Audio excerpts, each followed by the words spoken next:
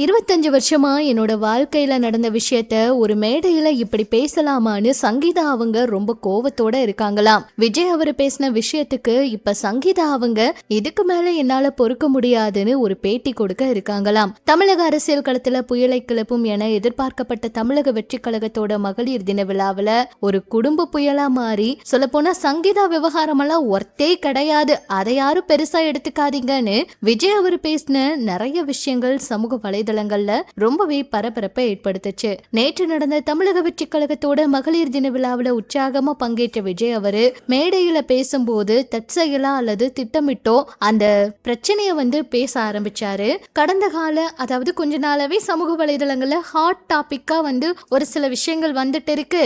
அதை பத்தி எல்லாம் நீங்க விவாதிக்கணும்னு அவசியம் கிடையாது, எனக்காக நீங்க போராட வேண்டாம், நீங்க எனக்காக எவ்வளவு தூரம் கஷ்டப்படுறீங்கன்னு புரியுது, அந்த விஷயம் எல்லாம் ஒர்த்தே கிடையாது, அதை நான் பாத்துக்கிறேன், என்கிட்ட விட்டுருங்கன்னு விஜய் அவர் பேசின விஷயங்கள் அவங்களுடைய குடும்பத்துல இன்னுமே பெரிய பிரச்சனையை ஏற்படுத்தி இருக்காம். அதாவது அரசியல் முதிர்ச்சியா அவர் பேசி இருந்தாலுமே 25 வருஷமா கூட வாழ்ந்த ஒருத்தரோட இந்த வாழ்க்கைய அவமதிக்கிறது ரொம்ப தப்புன்னு நெருக்கமான வட்டாரங்கள் சொல்றாங்க.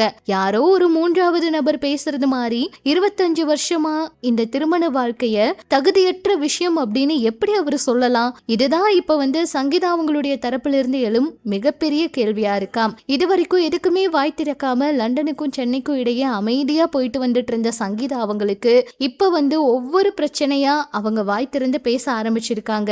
விஜய் அவருடைய வீட்டுல நான் இந்த விவாகரத்தை வாங்க வரைக்கும் அங்க தங்குறதுக்கு எனக்கு அனுமதி வேணும்னு கூட செங்கல்பட்டு காவல் நிலையத்துல புகார் கொடுத்திருக்காங்க. விஜய் அவருடைய இந்த பேச்சால ரொம்ப வேதனையில இருக்க அவங்க மறுபடியும் பத்திரிகையாளர்களை சந்திச்சு பேச போறாங்கன்னு ஒரு தகவல் வெளியாகிருக்கு. அதுல விஜய் அவரை பத்திய பல விஷயங்கள் அவங்க சொல்றதாகவும் அவங்க நிறைய விஷயங்கள் பேச இருக்கிறதாகவும் சொல்லியிருக்காங்க. இப்ப விஜய் அவரு முக்கியமா அரசியல் கட்சி தலைவரா உருவெடுத்து சொல்ல போன தேர்தல் வாக்குறுதிகள் எல்லாம் கூட அறிவிச்சிட்டு இருக்காரு. அதுல மகளிருக்கு நிறைய விஷயங்கள் கொண்டு வந்திருக்காரு. அதாவது தன்னோட வீட்டுல இருக்க ஒருத்தவங்களையே பாத்துக்க முடியாத ஒருத்தர் எப்படி மத்தவங்களெல்லாம் பாத்துக்க போறாரு அப்படிங்கிற மாதிரி கேள்விகளை ஒரு சிலர் கேட்டுட்டு இருந்தாலுமே அது என்னோட தனிப்பட்ட குடும்ப பிரச்சனை, அதை இதுக்குள்ள கொண்டு வராதீங்க, அதை நான் எப்படி டீல் பண்ணணுமோ அப்படி டீல் பண்ணிக்கிறேன், அதை நான் பாத்துக்கிறேன்னு சொல்லி விஜய் அவரு நேத்து அதுக்கு முற்றுப்புள்ளி வச்சுட்டாரு. அது மட்டும் இல்லாம சமீபத்துல இவரு நடந்துகிட்ட விஷயங்கள், த்ரிஷா அவங்க கூட ஒரு திருமண விழாவில கலந்துகிட்டது, இதெல்லாம் ரொம்ப தவறுன்னு இன்னுமே அவரை பத்தின இந்த விமர்சனங்கள் வந்துட்டு தான் இருக்கு. இன்னும் சங்கீதா அவங்க வாய் திறந்து என்னெல்லாம் சொல்ல போறாங்க, சீக்கிரமா அவங்க பேட்டி கொடுக்கறது உறுதியா, மனைவியா எனக்கு கிடைக்க வேண்டிய எந்த ஒரு மரியாதையும் கிடைக்கலன்னு அவங்க அவ்வளவு தூரம் ஆதங்கப்பட்டு இருக்காங்க.